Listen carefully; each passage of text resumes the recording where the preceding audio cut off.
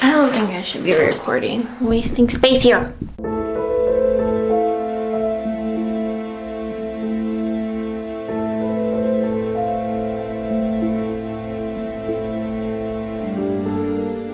Hello my fellow bats, welcome back to my channel. For those of you who are new here, my name is Mel and I do a little bit of everything. It's been quite some time, hasn't it? In today's video, if you couldn't tell by the title, it's a series that I just recently started called Books and Makeup because I can't come up with a cooler name than that. And it's pretty straightforward and self-explanatory. So for today's video, I am going to be talking about this book that I just finished reading literally like an hour ago. And it is called A Sicilian Romance by Ann Radcliffe. It was first published in 1790, I think. Wow, I look like I'm putting on a foundation that's way lighter than me. I promise it's not. It's probably just the lighting.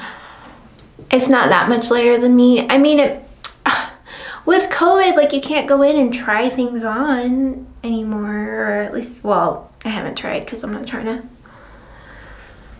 Whatever. Anyways, this was the one that I ordered online that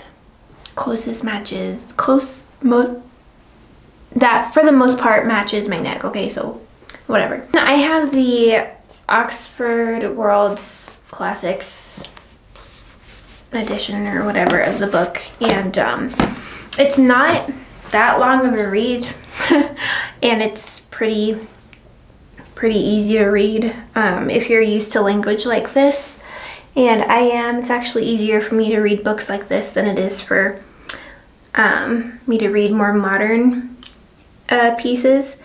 So, okay, hang on. I think I have to do my eyebrows off camera because I have to concentrate.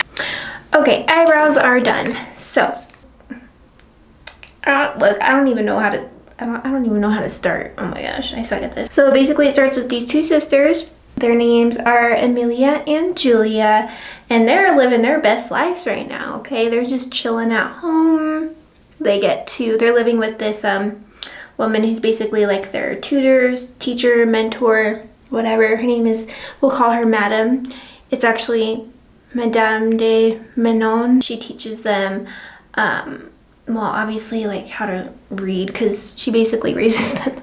But anyways, so reading, like literature, art, drawing and painting, and music, so like how to play different instruments. I think one of them that I talked about was the lute, I think was what Julia played, or something like that. Anyways, and it goes over like the different like characters, like the characters of the sisters. So Emilia is very like studious and mellow. She can better control her emotions and she's just okay with life, or they're both described as beautiful. So, and Julia is a little more fire. They're both like respectful and stuff like that, but Julia is a little more fiery than her sister, and not in a rebellious way, she just has a little more life to her, I guess. She is more outgoing. I'll say that. She's more outgoing. If we were to put it into simple terms, Emilia is the more introverted type and Julia is a little more outgoing. So we'll just leave it at that because I could just keep going. That's basically all they do is like read and paint and play music and all that. Shortly after their mother died, their father took their brother, his son, obviously, with him to, crap, I don't remember where they went. They went somewhere to Naples, maybe, I think. And he taught him how to be a man there and all that. And he enlisted into the, I don't know if it was called the army back then, but the army, the military, whatever. So he just grew up with his father. The father basically, well, his title is the Marquis?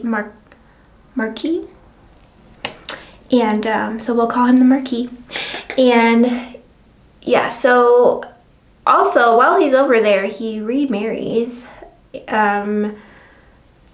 this woman who is, I think she's perfect for him because he's something else. Her name is Maria.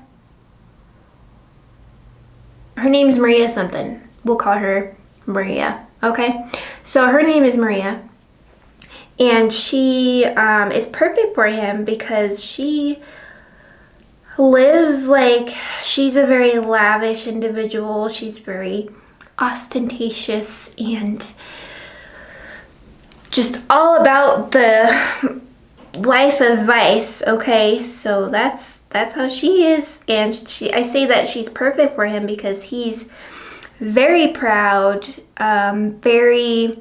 he likes to show off how powerful he is, how much money he has, things like that. So that's why I say that they're a perfect fit, because she's also very ambitious, and the kind of woman who's like, if I like something, then I will have it by whatever means necessary. And if you're my man, then you better give me what I want. Not necessarily with that attitude, because back then you couldn't really have that attitude if you were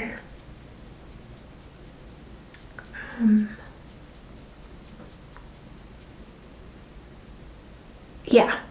He could care less about his daughters, honestly. So there's that. So it's a castle, okay? Their house, their home is a castle, okay? It's a full-blown castle. There's like what's referred to as the South Wing or the Southern Towers. And no one goes there. It's been locked up for ages, okay? So basically, stuff starts happening. Like, people start seeing lights like all throughout the towers or whatever, and hear noises and all that, and people are freaked out. And the head servant, his name is Vincent, he on his deathbed, he confesses to a priest everything, and then I think it was Madam who went in to see him, because the man of the household wasn't there yet. He dies, or he talks to her, and he's like, I have to tell you the truth about the South Wing and what's going on, but he dies before he can tell her what's going on. So there's that. Anyways, so Vincent's death basically calls the man of the house back home, and he brings his second wife and all these people with him, okay? It's like this big deal, and the wife makes it into like this huge thing where it's basically kind of like a party, like, hey, we're home, even though this is my first time here. And so Julia and Amelia are really excited. They're like, cool, we get to see our brother for the first time in years, and we get to meet our father's new wife, even though they weren't so thrilled about that for obvious reasons. So yeah, they get there, the whole party arrives, it's this big deal, and of course the Marchioness Maria, his second wife, acts all condescendingly towards his daughters, and yeah, that's basically to be expected. And they meet their brother, and he's nice and everything like that. And then also, this man comes along with them. Also, their brother's name is Ferdinand, okay? So Ferdinand comes along with them, and he brings his best friend, and his best friend's name, we'll call him the Count. His name is Hippolytus, but we'll call his title is the Count de Varese. I know I said that wrong. And I think I should bring this up and out more, but I don't want to. Sorry, I'm trying to figure out my face. Okay, so yes, he brings his best friend along, who's a count, and Julia sees him, and she's like, not like that really, but there's a little something there, okay? And she's like, oh, he's cute. So they kind of start hitting it off. But the thing is, okay, Maria is into him. Yeah, Maria's into him. So when she finds out that Julia likes him and that he's into Julia, of course she's gonna find a way to put a stop to it. So yeah, so she's scheming, okay? And stuff keeps happening in the south wing, and the Marquis, this fool, I don't like him. He has anger issues, and he's just so prideful, like literally. Anyways, and he just keeps telling the servants that they're dumb and even his daughters, he gets upset with them for coming to him like, hey, all of this weird stuff keeps happening. We keep hearing noises late at night. There's lights moving around. It even got to the point where they saw a person like leave and go like walk through the courtyard and then go back in, basically. But at night, of course, so they couldn't see too well. And he's just like fed up with it. He's like, all y'all are crazy, basically is what he says. So Julia and the Count, you know, they have this thing for each other and they sing songs together, and it's so like melodramatic, right? And also kind of perfect. And they're just over here being cute. Basically, there's this guy. He's called the Duke de Luovo. We'll call him the Duke, okay? He has his eye on Julia, which is, of course, a problem because Julia's not into him. She's into the Count. But there's a couple of things in the Count's life that prevent him from proposing to Julia just quite yet.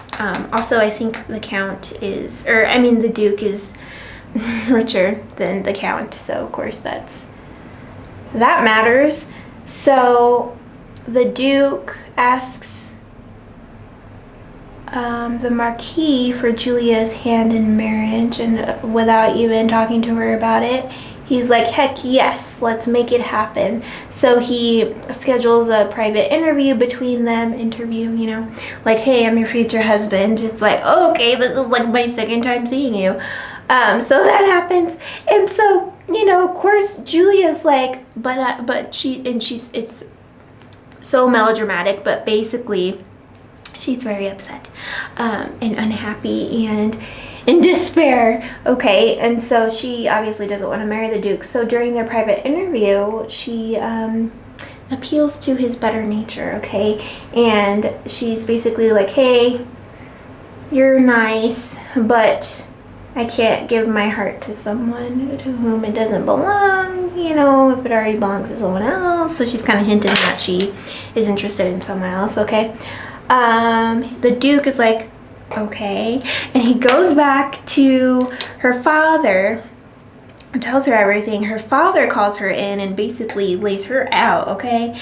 He's like, you are marrying him, and it's gonna happen in 3 days. So, and the Duke's kind of in an awkward position. Both the Marquis and the Duke, though, are very prideful, and I mean, at least the Duke did go and try to, because he did talk to her father, and he was like, hey, she says her heart's with someone else. I don't feel entirely comfortable, you know, because he thought it was mutual. That's what her father told him, was that, oh yeah, she loves you. Go for it. The Count and Ferdinand, Amelia and Julia's brother, they come to Julia at night, like later that night or whatever, and they're like, hey, the Count's like, hey, I freaking love you. Let's just leave. Let's go. Let's just get married somewhere, and then he doesn't have to, you know, you ain't gotta worry about it. And Ferdinand, he's so cool, man. He's like the coolest brother, because I feel like I've never read about a brother who is like this, okay? He's like fully supportive of his sisters throughout the whole novel. He like fully supports them. It's so cool. I'm like, that never happens. Oh, I think I went a little too heavy. Oh my gosh, I look like I got punched in the face. But that's okay, because sometimes it's the kind of look you're going for. what am I saying? Yeah, they come to Julia and they're like, hey, let's just go. So they come up with this plan after she debates about it. This is the cool thing that I like about this, is that, you know, normally in books like this, the girl's like, no, because she's 100% pure and innocent and does what daddy tells her to and stuff like that, right? Not this girl. This girl's like, screw it. I am going with you because I would rather be with you and disobey my father and whatever, rather than, you know, live with a man who I don't even like. So they're like, yes, let's do it. So next night arrives and everyone's all anxious. They get the keys because the keys to the door that they need to escape from are held by the Marquis only, but his servant, who's worked with him for basically his whole life, and they're kind of, I don't want to say close, but the Marquis trusts this servant. They eventually convince him to give them the keys to, or the key to the door that they need to leave through. And so it's of course a risk. They're taking a huge risk by trusting him. Like, hey, this is happening. We need to escape. Please give us the keys. So it's a huge risk that they take, which they pay for because they're like on their way out or whatever, and everything's going swell, but then they hear like people chasing after them throughout the castle, and they're like, crap, we've been betrayed or whatever, and they get outside and you're like, oh my gosh, they made it, right? Because they're gonna go outside, go into the river where the count's servants are waiting for them with a boat, right? Okay. And you're like, sweet, they made it outside. But right as they get outside, you guys, this basically, it's like, you hear the word villain, and then the freaking Marquis stabs, what's his name? The Count with his sword. Like, what? Let me just kill this guy because he's ruining everything for me. Yeah, let me just do that. Wow. That's crazy. That's crazy. Who does that? This is why this guy, the Marquis, is so rash. It's ridiculous. He runs him through with his sword. He falls over and Julia screams and faints, and they grab Ferdinand and throw him in the dungeon because every castle has a dungeon. So he throws his own son in the dungeon, okay? And locks Julia in a room, basically. And this room is... Oh, I should mention, sorry, this room, so when the Marchioness arrived, when Maria arrived, they like moved the girls to different rooms, okay? Because of course she needs the best room. So that happened, and in Julia's room in particular, there's a secret door, because secret doors are necessary for Gothic novels. There's a secret door that leads to the south wing. And it's, of course, like pitch black over there, all creepy, things falling apart, you hear weird noises, stuff like that. So that's that. Forgot to mention that. Very important. Come the wedding day, right? I mean, Julia is just freaking depressed now because her lover is dead, okay? The man she actually wants to marry is dead. And now she just has to wait until she's basically married off. So day of the wedding comes, right? Everyone's getting ready. They go into Julia's room. She's not there. She's gone. She escaped. No one knows where she is. And of course her dad's freaking out and the Duke is freaking out. They go at it for a little bit and the Duke's like, yo, why would you, your daughter's crazy. Like, and then, anyways, they decide to join forces and look for her. Okay, basically Madame leaves because she feels like she has to because everyone's turning on her. So she's like, okay, screw all y'all. Amelia, I'm so sorry, but I gotta go. So that happens. And she runs into Julia, believe it or not. I think, right? Is that how it happens? Yeah. And so basically the whole middle of the book is like Julia running from this place to that place to this place to that place, all throughout the woods, the Duke chasing her, then losing her, then finding her and chasing her. So it's kind of like a repetitive hot mess. In the middle of it, there's some other stuff that goes on too, like she meets certain people, but it's not terribly important for this video. So in the middle of it, turns out Ferdinand escapes, then comes to help his sister. Spoilers! Spoiler alert. Okay, I'm getting to the end here. Turns out the Count is actually alive, and he goes out and looks for her as well because his servants can't find her anywhere. So he goes out and looks for her while Ferdinand's sitting there trying to help her freaking get out of the city, or at least to, I think they're trying to get to Naples?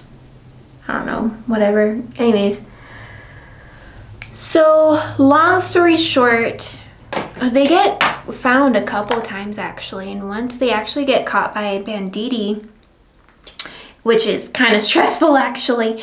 And so whatever, basically Julia ends up in this, like, there's so many caves in this novel too.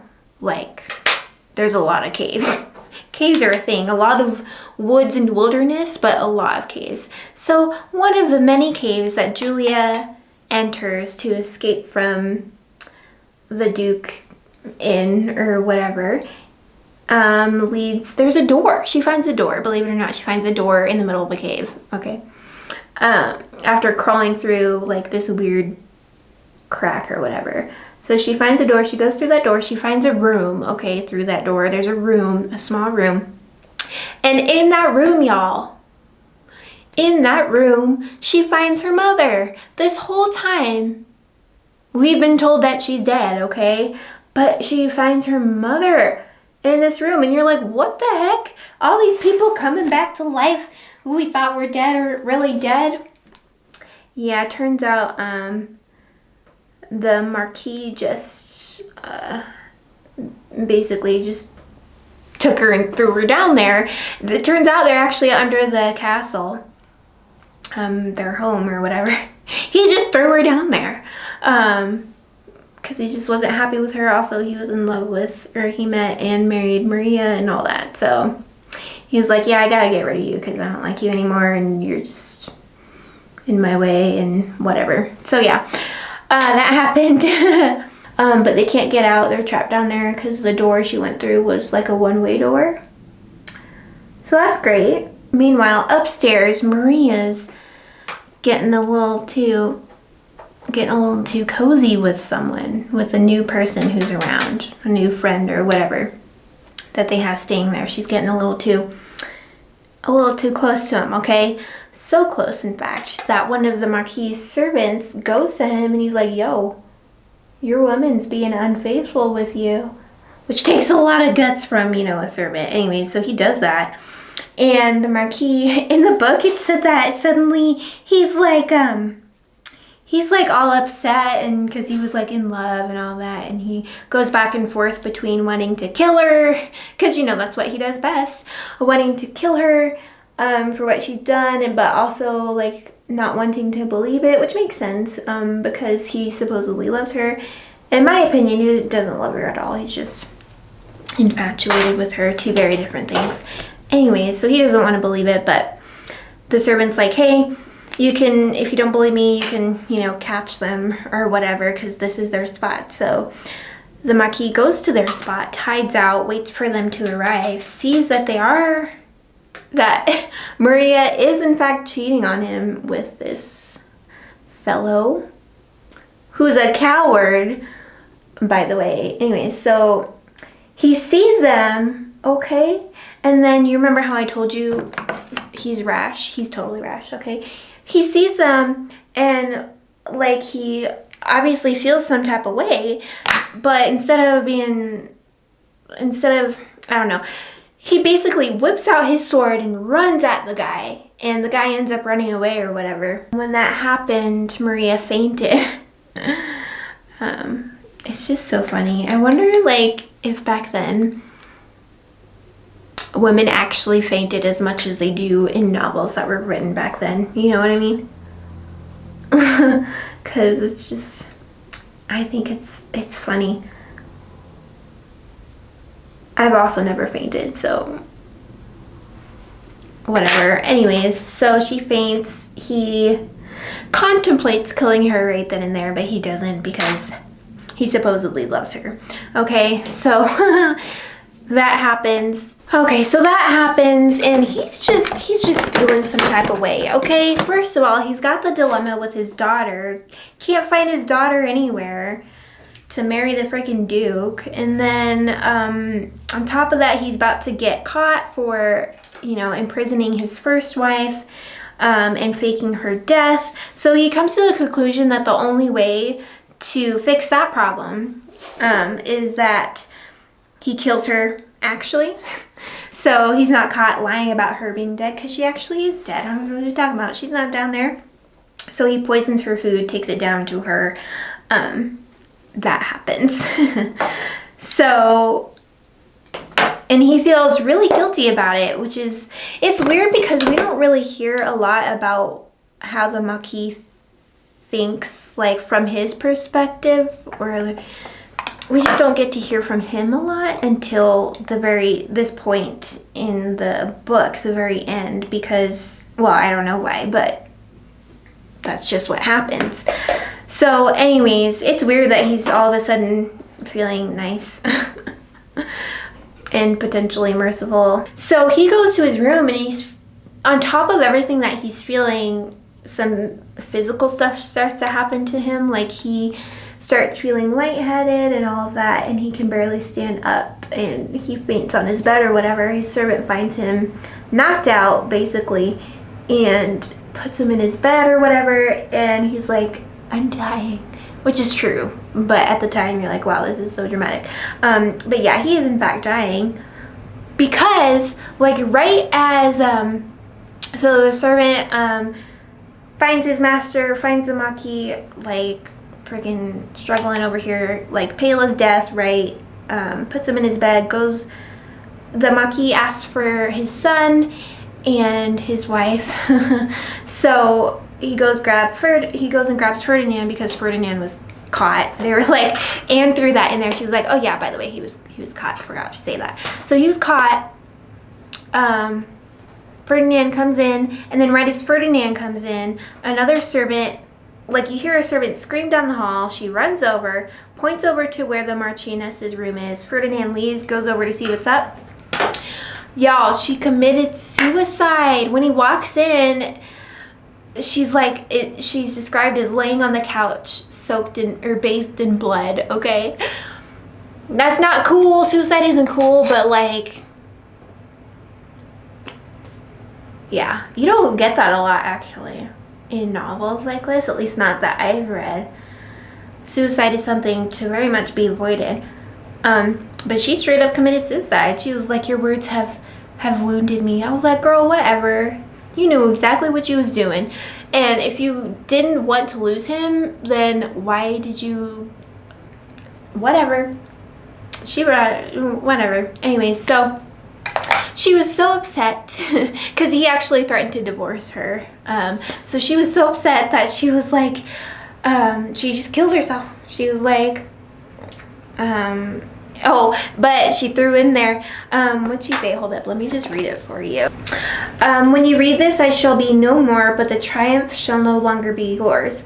The draught you have drank was given by the hand of the injured. So she poisoned her husband at dinner the night before. She poisoned her husband, and that was like the night after he caught her cheating, okay? So that must have been an awkward dinner. So yeah, and she poisoned his wine. So they took each other out. So that happened. I need to, hang on. Yeah, this video is so long. I need to figure out how to make these videos not as long. I'm so sorry. Right as the Marquis died, he told Ferdinand about his mother in the dungeon or whatever, in her cell. he goes down there, gives her the key, goes down there. Ferdinand goes down there to find her. He's all excited or whatever, but she's not there. Okay, so real quick, one thing that I thought was, I was like, what if? Because you know how the Marquis poisoned his first wife's food to kill her. Did I say that? Well, he resolved to kill her, right? Because he didn't want to get caught for, keeping her down there. Anyway, so he resolved to kill her, poison her food.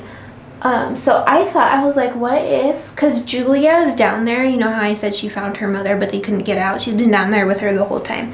I was like, dude, what if she ate the food, but not only she ate the food, Julia ate the food too. So in the end, they both died.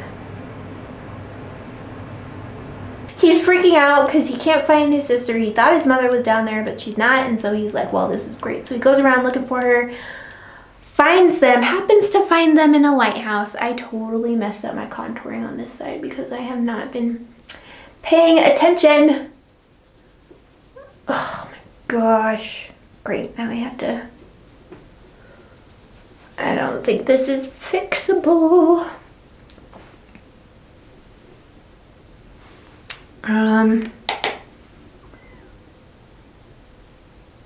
Yeah, they were heading out at a lighthouse because they're shipwrecked. But it happened to be a lighthouse that was close to them. Anyways, so also, what's his name? The Count was with them because the Count was looking for Julia because I guess he survived being caught by the Duke's people. Also, it's weird because we don't hear anything about the Duke, okay? Like, we don't know what happened to him or anything like that. It doesn't say anything if he tried to pursue his right to marry her or whatever, but he kind of just drops off the map, so that kind of sucks. We don't get to, that wasn't resolved. He probably just gave up, I guess. I don't know, since the Marquis died. But yeah, anyways, they all find each other and, you know, everything works out and whatever. So that happens. Okay, so how would I rate the book? I would give it like, it was a nice quick read. So for if you're looking for a quick read, then I'd give it like a 4 out of 5. Because it is quick, it's pretty simple, straightforward, predictable, with the exception of a couple of things. So yeah, I give it like a 3 out of 5 if you're looking for something denser and a little more in-depth. But yeah, this book isn't that long anyway, so I feel like that shouldn't be expected. And this was only her second work, or at least her second published novel, so yeah. And the couple, so yeah, it was very quote-unquote standard for a Gothic novel. Ann Radcliffe does an excellent job at describing nature and its effects and scenery and stuff like that, and even indoors with caverns and the dungeon and places like that. She does a great job of making things like that disturbing. And even with the Marquis, when he was going through all that towards the end, she did a good job of showing how what he was going through affected him so much emotionally to the point where the things around him disturbed him, and he was hearing voices and seeing things and shadows, and it's all creepy, you know, because you're in a dungeon in a castle, right? So I think she did a great job doing that. Sorry, I'm just concentrating.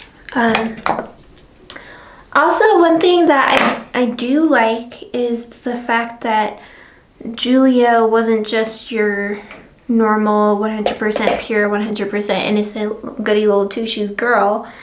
Instead of just submitting to her father and marrying a man that she didn't love or even like, and that would have treated her terribly, she decided to elope with her lover, which you don't see a lot, especially in novels like that. Usually the girl is just like a hopeless victim.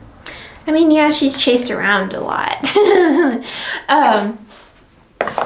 But yeah, so I thought that was pretty cool. I could have done with less running around in the forest.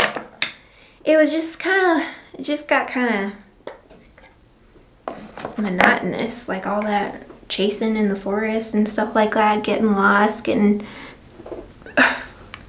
captured by banditti, stuff like that. Got old real quick.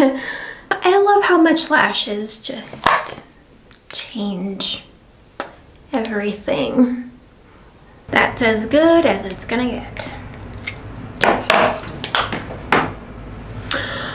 Okay, the look is done, which means the video is done, and I have nothing further to say about the book. So, well, actually I do. So, I wouldn't say that it's a must read, you know, because it wasn't like 5 out of 5, like, oh my gosh, you have to read this.